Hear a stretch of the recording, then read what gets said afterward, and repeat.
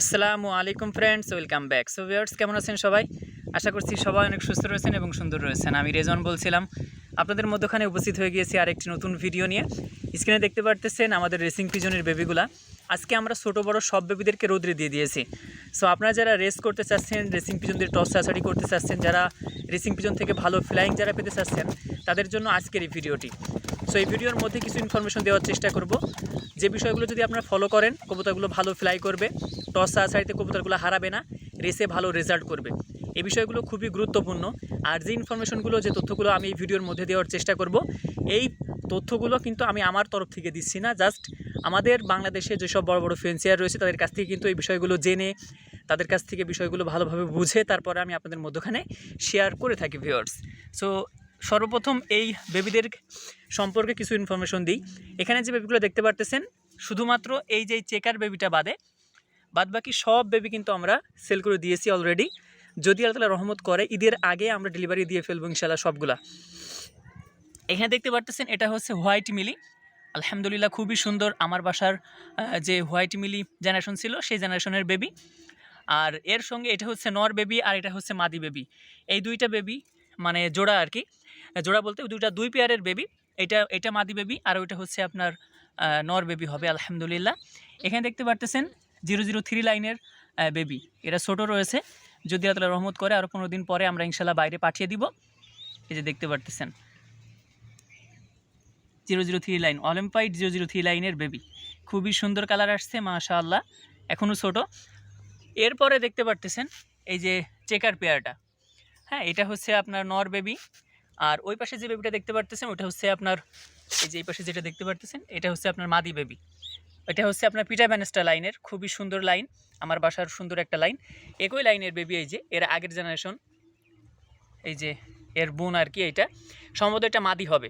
আপনারা সবাই জানেন যে 6 দিন পরে ব্যাক করছিল আমার এই আপনার মাদি কবুতরটা, সম্ভবত মাদি হবে। আমি এখনও শিওর না, বলতে পারছি না কি হবে।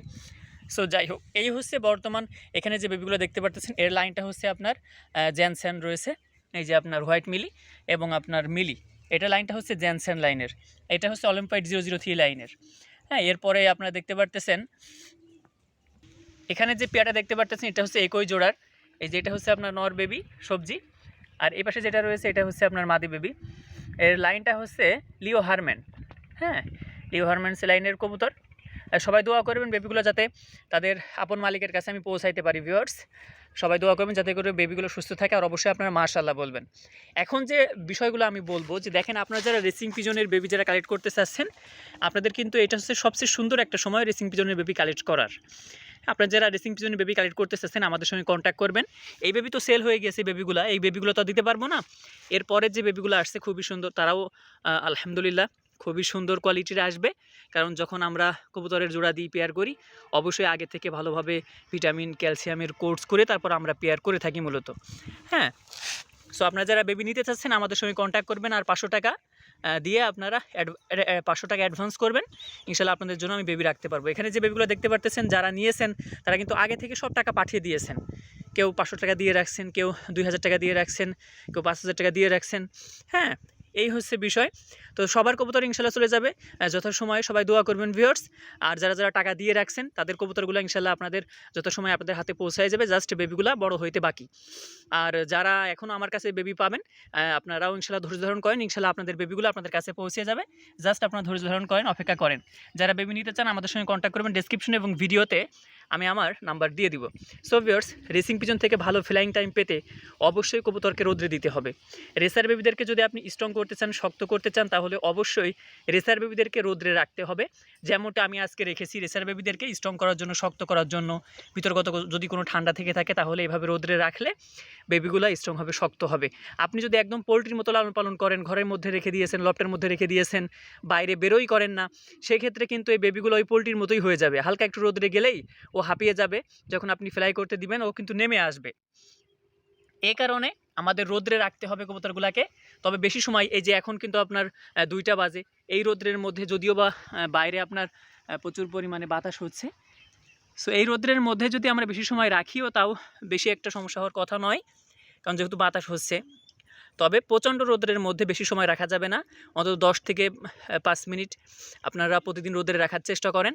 বিশেষ করে 9টা 10টা 11টা এই যে সময় রোদটা, এই রোদে রাখলে দেখবেন যে কবুতরগুলো সুস্থ হবে, আপনার হেলদি হবে এবং গ্রোথ ওদের ঠিক থাকবে।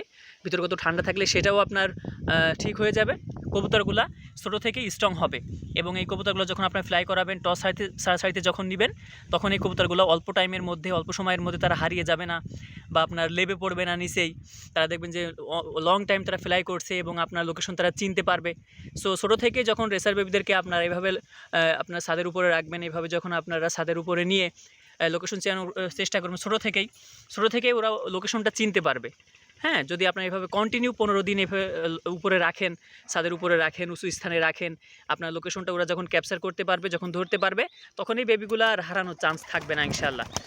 বুঝতে পারছেন আশা করছি বিষয়টা। সো সবাই দোয়া করবেন ভিউয়ার্স, যাতে করে আমাদের কবুতরগুলো সুস্থ সুন্দর থাকে। আর যারা রেস করতে চাচ্ছেন তাদের জন্য যে কথাটা, সেটা হচ্ছে খাবারের বিষয়টা। কিন্তু আপনার খাবারের যে বিষয়টা, সেটা কিন্তু আমাদের মাথায় রাখতে হবে। যখন তখন খাবার দিলে চলবে না, টাইম টু টাইম খাবার দিতে হয়। বিশেষ করে যে কবুতরকে আপনি নিয়মিত ফ্লাই করাবেন, টসে আসেতে নিয়ে যাচ্ছেন, ফ্লাই করানো কবুতরকে একবেলা খাবার দিতে হয়। এটা কিন্তু আমরা সবাই জানি। বিশেষ করে যারা নতুন তারা হয়তো বা এই বিষয়টা জানেন না। তবে রেসার কবুতর যেগুলো আপনি টস আসারি করছেন নিয়মিত, বা কবুতর নিয়মিত ফ্লাই করাচ্ছেন, সেই কবুতরকে একবেলা খাবার খাইতে দিতে হয়। সকালে আপনি যখন কবুতর ছাড়বেন, খালি পেটে ছাড়বেন, যখন তারা ফ্লাই করে আপনার লফটের মধ্যে চলে আসছে, তখন তাদেরকে আবার খাবার দিবেন। হ্যাঁ, এই হচ্ছে আপনার বিষয়, এই হচ্ছে আপনার সিস্টেম রেসিং পিজনের আপনার লোকেশন চেয়ানো বা ফ্লাই করানোর বিষয়ে। যদি আপনারা ভরা পেটে কবুতরগুলোকে ছাড়েন, সেই ক্ষেত্রে কবুতরগুলো বাসায় আপনার নামতে চাবে না, গাছে বসে থাকবে, ডালে বসে থাকবে, ছাদের উপরে বসে থাকবে। এভাবে তারা কিন্তু আপনার লফটের মধ্যে যত সময় আসবে না। আর যারা রেস করছেন তাদের জন্য কিন্তু এই বিষয়টা খুবই পীড়াদায়ক হবে, কারণ যখন কবুতরগুলো যত সময়ে ট্র্যাপিং ডোর দিয়ে প্রবেশ করবে না, ট্র্যাপিং করবে না, তখন কিন্তু আপনারা রেসে রেজাল্ট করতে পারবেন না এবং আপনার কবুতরগুলো সবার শেষে চলে যাবে। সো আশা করি বিষয়গুলো আপনারা জানেন, যারা রেস করছেন তারা নিশ্চয়ই বিষয়গুলো জানেন। যারা রেস করেন না বা যারা রেস করতে চাচ্ছেন, তারা এই বিষয়গুলো হয়তো বা আজকে এই ভিডিও থেকে জানতে পারলেন। সো এই বিষয়গুলো ফলো করেন। আর রেসিং পিজন সম্পর্কে যদি আপনাদের আরও কোনো তথ্য লাগে বা জানার থাকে তাহলে অবশ্যই আপনারা কমেন্ট করবেন। পরবর্তীতে আরেকটি ভিডিওর মধ্যে বিষয়গুলো আমি আপনাদের ইনশাআল্লাহ জানানোর চেষ্টা করব। সো যে বেবিগুলো দেখতে পারতেছেন, এই বেবিগুলো কেমন অবশ্যই আপনারা কমেন্ট করবেন। পরবর্তীতে বেবি সম্পর্কে, রেসিং পিজন সম্পর্কে আরও নতুন কিছু তথ্য আসছে, যে বিষয়গুলো আপনাদের জন্য খুবই গুরুত্বপূর্ণ হবে। বিশেষ করে যারা রেসিং পিজন লালন পালন করতে চাচ্ছেন ভিউয়ার্স, আমি আপনাদের অনুরোধ করব, আপনারা বাজার থেকে এখান থেকে ওখান থেকে রেসিং পিজন কালেক্ট করেন না, আমাদের কাছ থেকে নিতে পারেন। অথবা যারা রেস করছে, আমাদের বাংলাদেশে অনেক বড় বড় ফেন্সিয়ার রয়েছে, তাদের কাছ থেকে 1 পেয়ার রেসিং পিজন আপনারা কালেক্ট করেন। 5 পেয়ারের দরকার নাই, অরিজিনালটা কালেক্ট করেন। দেখবেন যে ইনশাল্লাহ আপনারা এই কবুতর থেকে আস্তে আস্তে ভালো কিছু আপনারা কবুতর পাবেন। 1 পেয়ার থেকে, আমিও তো এইভাবে 1 পেয়ার 2 পেয়ার থেকে আস্তে আস্তে কবুতরগুলো, আলহামদুলিল্লাহ আমার লফটে এখন অনেকগুলো কবুতর আছে। সো আমরা কালেক্ট করি, আমরা 5 পেয়ার 10 পেয়ার কবুতর আমি নিজে বিক্রি করি, আমি 1 পেয়ার কবুতর কালেক্ট করি ভিউয়ার্স। সো আপনাদেরও তাই করতে হবে। আপনাদের কবুতরগুলো 10 পেয়ার আপনি সেল করে আপনি 1 পেয়ার রেসিং পিজন কালেক্ট করেন, যেই কবুতরটা পরবর্তীতে আপনার ভালো একটা রেজাল্ট এনে দেবে ইনশাআল্লাহ। সো আশা করি বিষয়গুলো আপনারা ক্লিয়ার হয়েছেন। রেসিং পিজন সম্পর্কে যদি আপনাদের আরও কোনো তথ্য যদি আপনারা জানতে চান, তাহলে অবশ্যই কমেন্ট করবেন। পরবর্তীতে আপনার প্রশ্ন উত্তর নিয়ে আরেকটি ভিডিওর মধ্যে আমি উপস্থিত হব। রেজওয়ান, সে পর্যন্ত সবাই সুস্থ থাকবেন, ভালো থাকবেন। আসসালামু আলাইকুম ওয়া রাহমাতুল্লাহি ওয়া বারাকাতুহু।